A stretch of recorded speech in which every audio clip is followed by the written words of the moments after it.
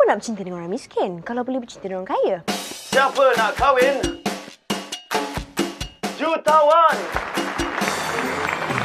Ana berhenti kerja sebab Ana masuk program bodoh tu. Satu Malaysia tahu I nak kahwin orang kaya. Tu lagi dah dekat I. Bel, we are going on a cruise. Ada ikan besar tak kat sini? Oh. Jom kita cari. Hello. I ada sports car. Siapa tu? Datuk Zakaria Hitam. Mainlah kita makan bersama. Pakcik tu kedekut. Pilihan bermutu tinggi. Sangat kaya.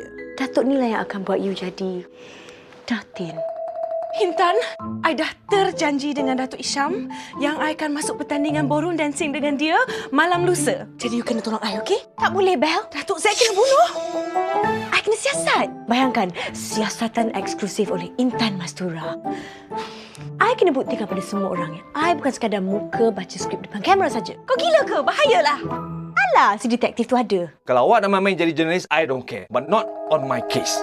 You can't tell me what to do.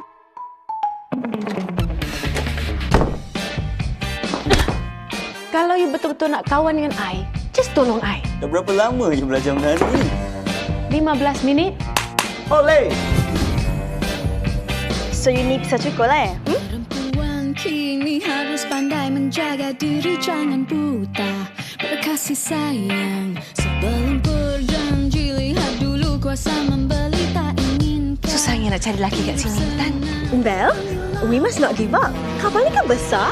Pisau cukur mata duit. Panas.